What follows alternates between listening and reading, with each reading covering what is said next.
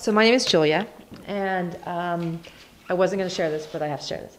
And it came right when I got your book. First of all, does everybody realize, I'm sorry for the people who are not wearing purple, but look at the purple and blue all over that, and there are so many people in purple and blue here, okay? Even if you don't have purple and blue. It's kind of, yeah, my toes are purple. I mean, first of all, but okay, so it was New Year's too, you were talking about, New Year's is one of those holidays that can be good or bad. Yeah, it's a good thing or a bad thing.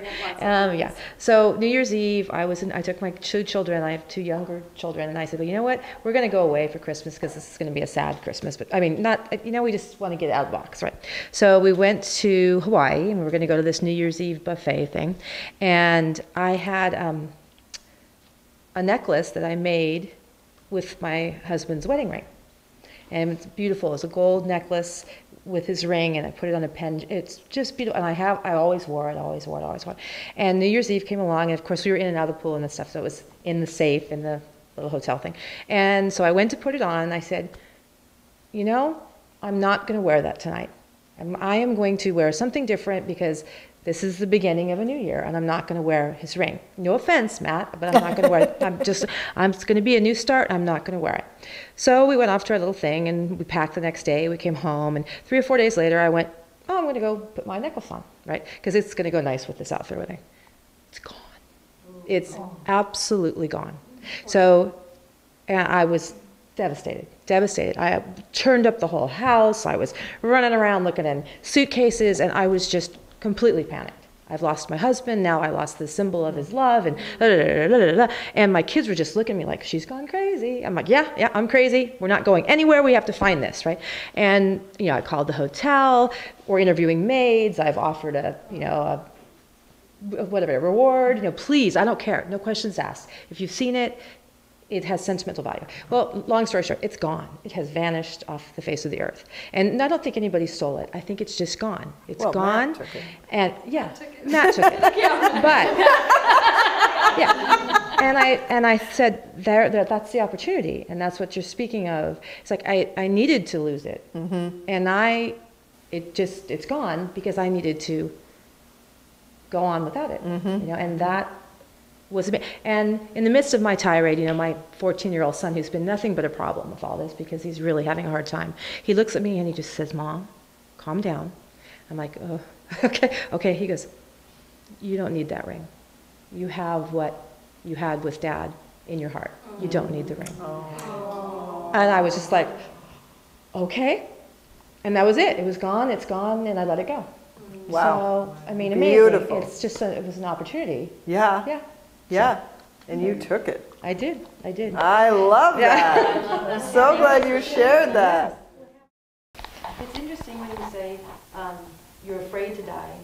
My parents died. I was the only child, and my husband lived through that. That's rough. You're dealing with your parents' stuff and all of it. And we would talk about it, and we would say, what a waste. All this knowledge and everything that's in, and you just die. I mean, where does all that knowledge go, and those things, those experiences? And it's like, I'm like, that's gonna suck when you die. Oh, ugh, right? And then he died. My husband died, and I was like, I'm not afraid to die at all, at all. That just completely went. Oh, okay.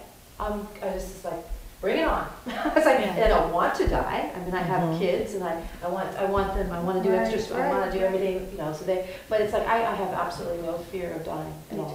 Me too. Since he died. Yeah. It's just like it's like, okay, it's got to be. I want to see it.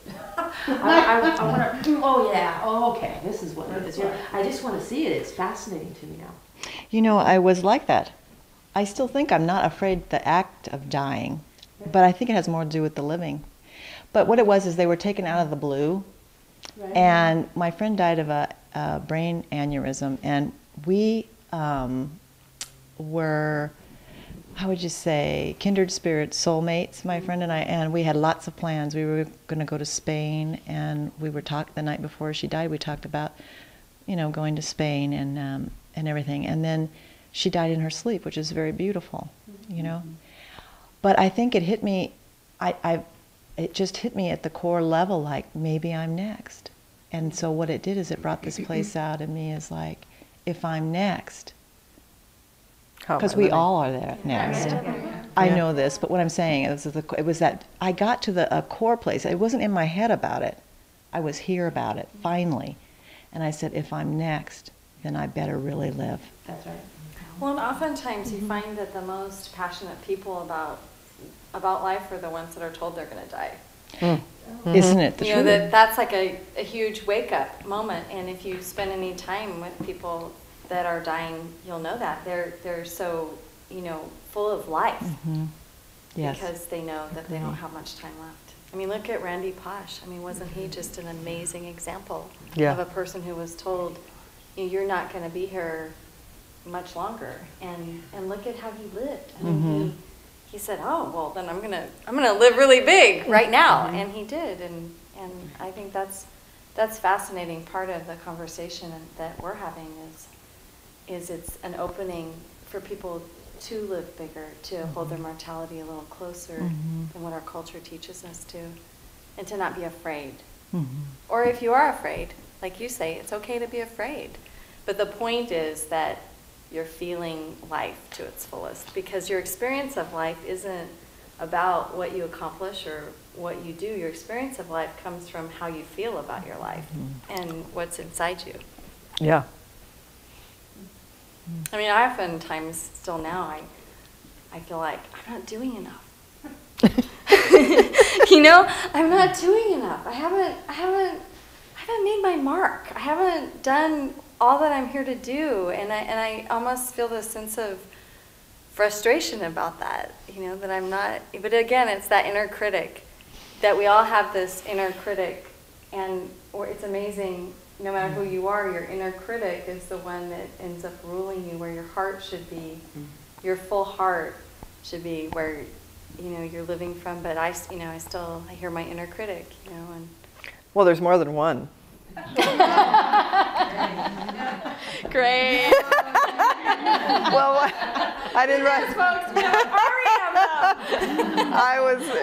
I was recently on a book tour with Glad No Matter What, and I was in Arizona, and I'd done this morning television show, which I love the host, and I had a wonderful experience on the show.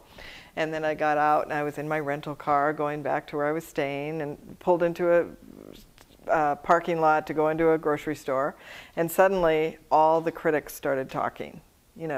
Well, you didn't wear the right jacket, you didn't thank the producer, you were kind of off, you weren't really focused in your answers. I mean, just this barrage.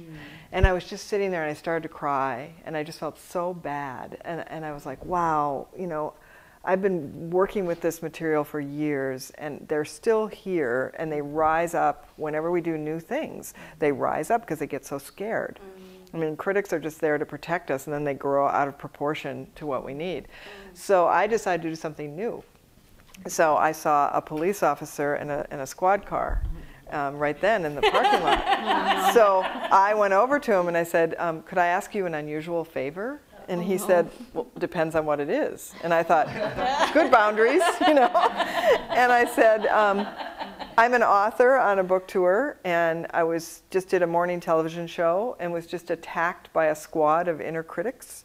And I would like to ask if you would arrest them and take them to jail. And he said, yes, I would. He said, I know about inner critics. And he opened the back door to his squad car, and we escorted my inner critics in. And it was so powerful. It was really powerful.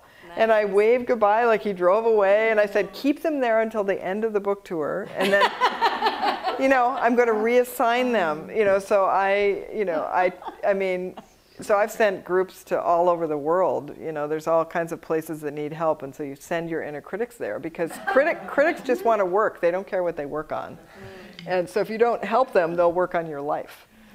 And so there's a much more powerful body of work which is called Voice Dialogue, which was pioneered by Hal and Sidra Stone, and there's a whole series of books and a website and facilitators all over the world that work with people. It's powerful.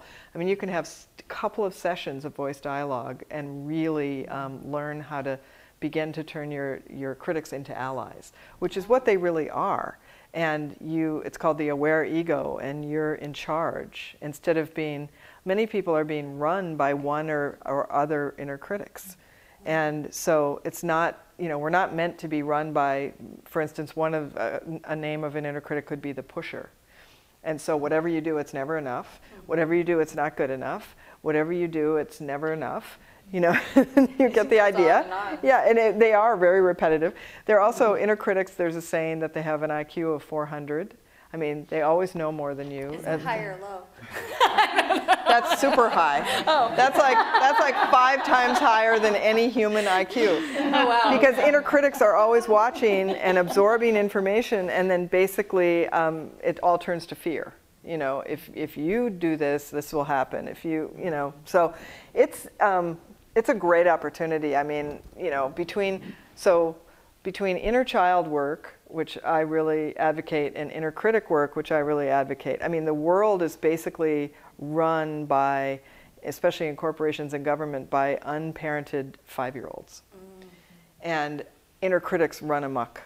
And so again, here's a wonderful opportunity with feelings, education, and it's one of the reasons I wrote Glad No Matter What, and I have a lot more to say on the subject of feelings, but in other books that I plan to write. But just in terms of those systems of people living with, whether it's grieving or loss or, how do we live on a daily basis with the feelings that we have? And often it's not just us who are feeling the feelings, it's the inner critics, and we're being, so we're not really a clear channel. We're oh, I don't feel like I'm enough, or I'm not going to speak up in this group because I'm not enough, or I don't have something to offer because I don't speak well, or my singing voice is not up to standard, or whatever,